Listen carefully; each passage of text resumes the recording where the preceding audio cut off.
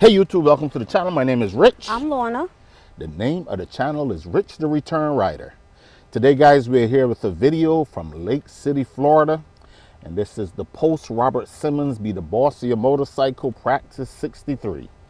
Before I start this video guys, I want to give a little kind of a memorial to a friend of mine that got me into riding motorcycles years ago. This is the journey we are sharing with you guys after being away for 20 plus years.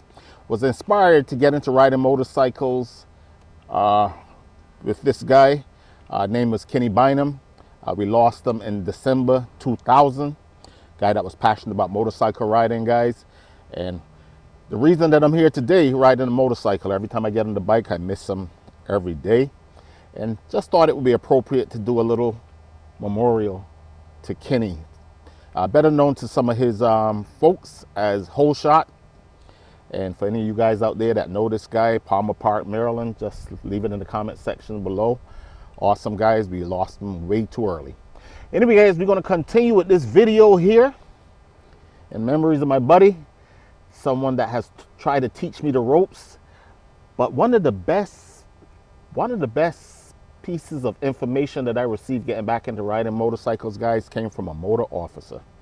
Being afraid of motorcycles for years after I lost my buddy, had a conversation with an officer that told me to learn the fundamentals of riding a motorcycle, almost like being a motor officer.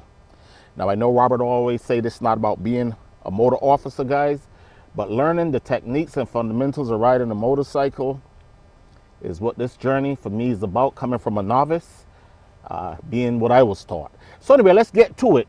So Practice 63, you guys get a chance, go and check that video out. It was called The Battle of the Goldwings.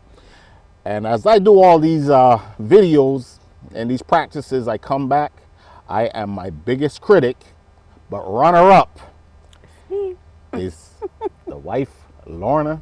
So Lorna, what do you think about this practice session? So before you left, you had said that you will not drop the bike. I absolutely will not drop the bike. So I was like, okay, good, thumbs up for that. But I think that you got a little overconfident because, not even overconfident, you wasn't even confident because the things that you practiced was not what you messed up on. Guys, okay, let's address that a little. So again, first, when it comes to riding a motorcycle, guys, you can't be too overconfident or you can't be cocky. Confidence is good. Cockiness is a no-no. I always say to Lorna, I'm never dropping the motorcycle anymore. But guys, on a day where you are being challenged, you are out in the parking lot. Now, both Robert and Lorna said, I think it might have been the competition. Now, I don't know if you guys know, but when you watch that video, you're going to realize that I was out there to show folks that I'm the boss of not only my motorcycle, but the Goldwing riding community. Man, that was humbling. So we had a guy named D that showed up on his 2012, and this guy was definitely the boss of his motorcycle. There was a little competition that was supposed to go on between me and D. It wasn't even a competition. Go ahead, D. You ate a lot of pie, huh? Wow. A lot of humble pie. A lot of humble pie. But not only that, guys, like she said, one of the things that I took for granted that I stopped practicing a lot was the U-turn. Stop and go U-turn, the 18-foot U-turn, because I figured, hey, you know what? I got that down to a science. I focus on the left and the right turn. As you can see in the video, is one of Robert's, he said his highest failure rate. I have actually got to the point where I'm pretty comfortable with that. But guys, the guy of the day was a guy on a 1993 Honda Goldwing named Bart. And I wonder why he didn't drop his motorcycle. One of the few of us that day that didn't drop his motorcycle, guys. Less than a year riding experience, comes in, probably with no bad habits, learning the fundamentals of operating the motorcycle at low speeds. He said even before he started riding, he was watching those videos. So he was practicing a lot. Wow. Thumbs up. All right, Bart, thumbs up. Again, D, thumbs up.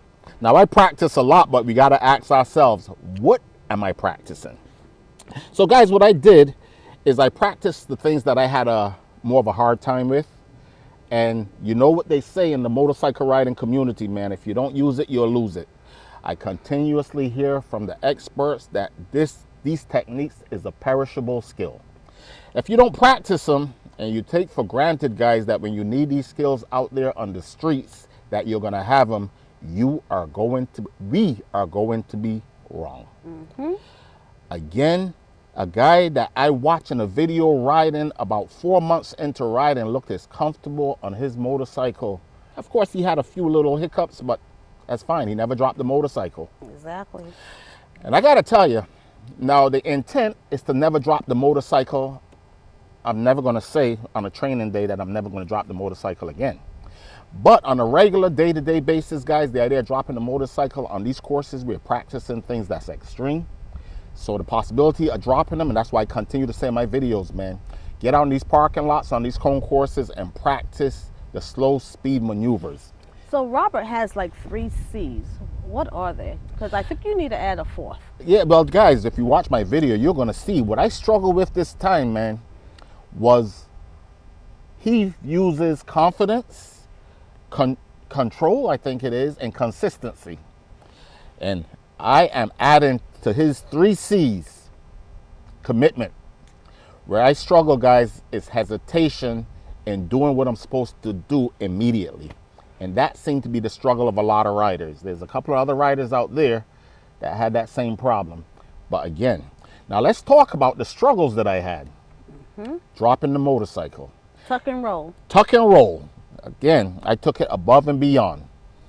But I got to tell you, folks, having those boots on was a big deal, because Robert did ask in that video, did my foot get caught in the bags? And it almost did. I felt it hit my foot, but it never caused any damage, and I think it's because of the boots. I'm always going to be promoting stuff like that. But let's talk about the drop.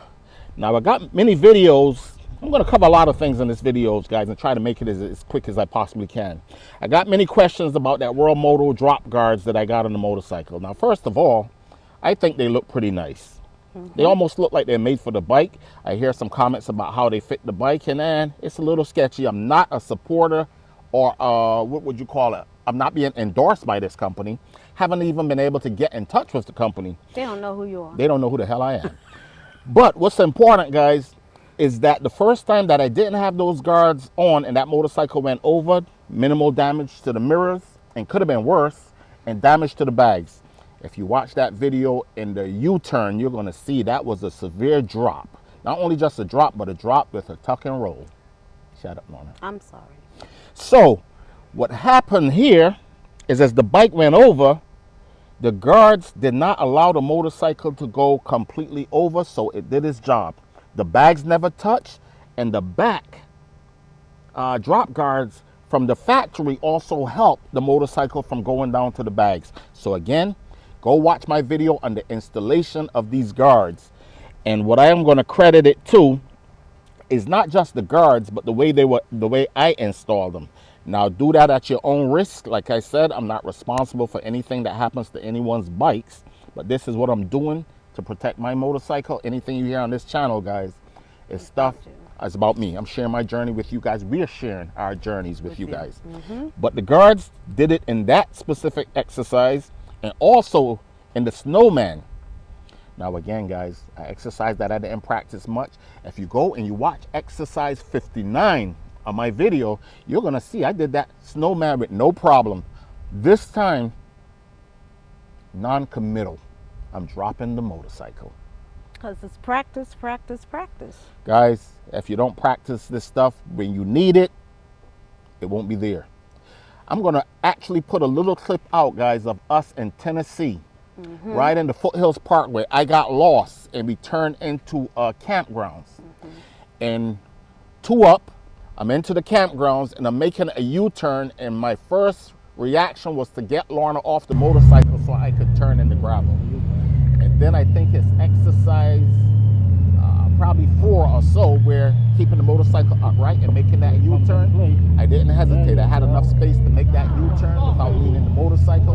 Again, that came into practice and I was absolutely proud of it, and so was my baby. Yes, I was. Yes, I was. So guys, these things that we are practicing at slow speeds and so forth, now I'm going to say it's not just slow speeds. For anything that we're going to be doing out there, we need to be practicing total control of the motorcycle.